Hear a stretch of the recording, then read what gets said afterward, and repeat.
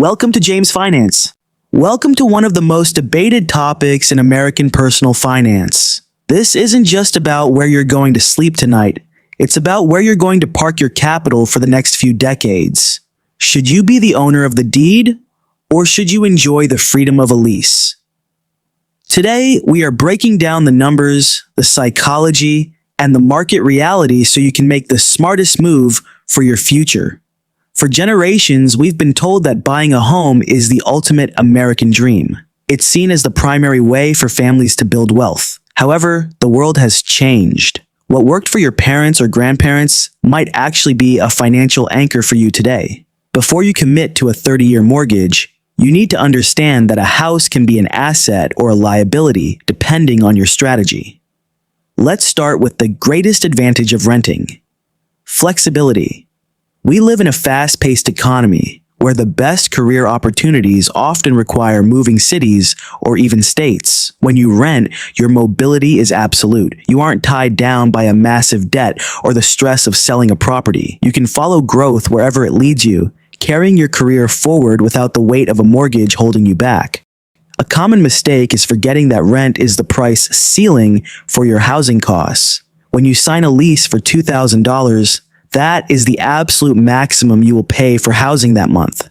If the water heater bursts, if the roof leaks, or if the AC dies in the middle of July, the financial stress belongs to the landlord, not you. Your monthly budget remains predictable and protected from emergencies.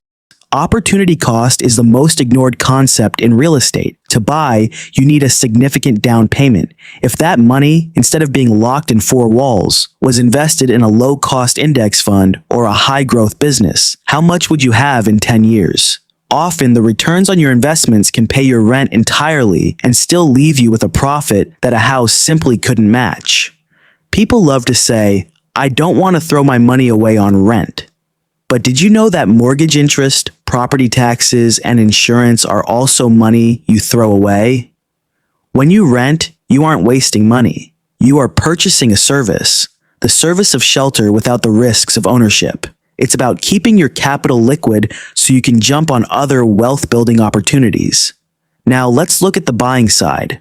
The biggest win here is total control. There is nothing like the peace of mind that comes with knowing no one can walk into your space without permission or raise your price overnight. You have emotional stability and a permanent anchor for your family. It is your castle, and in it, you make the rules. For many, this psychological security is worth every penny. Buying is also a form of forced savings. Every month when you pay your mortgage, a portion of that money goes toward your equity. You're essentially moving money from your left pocket to your right pocket. In the long run, you are building a net worth that you can eventually tap into, pass down to your children, or sell to fund your retirement. It's a long-term wealth play.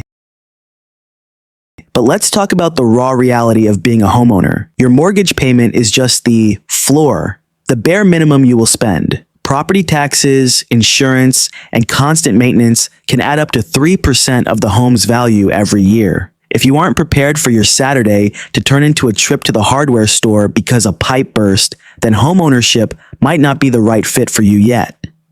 Interest is the largest hidden cost of all.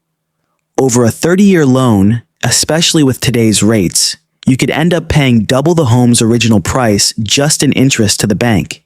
It is vital to run the numbers and realize how much you are gifting the lender before that first brick is truly yours. Sometimes, the bank is the real owner for the first 20 years of the loan's life. There is a mathematical tool called the 5% rule. If the unrecoverable costs of owning, interest, taxes, and maintenance are lower than the annual cost of renting a similar home, then buying makes financial sense. It's an objective way to take the emotion out of the equation and decide with a cool head and a calculator in your hand.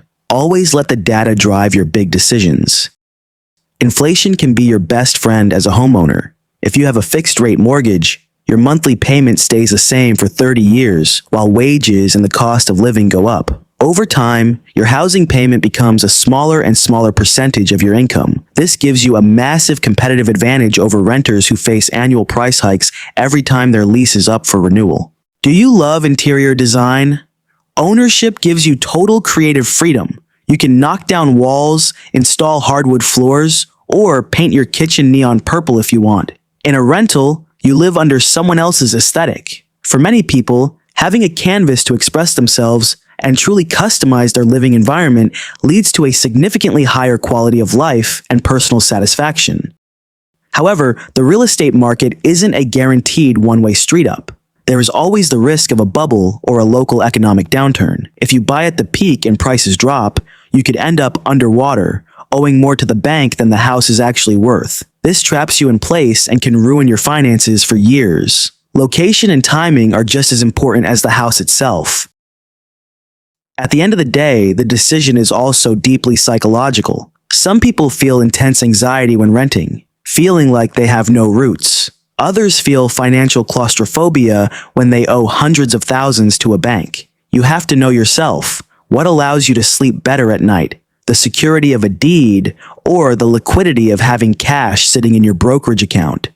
Always consider the time factor. There is a golden rule. If you don't plan on living in that city for at least 5 to 7 years, renting is almost always the winner. Closing costs, agent commissions, and moving expenses are so high that you need several years of price appreciation just to break even. Don't rush into a purchase if your life is still in a phase of transition. Let's talk about leverage. This is the power to use the bank's money to multiply your gains. If you put 20% down and the house goes up 5% in value, your return on your actual cash is much higher than 5%.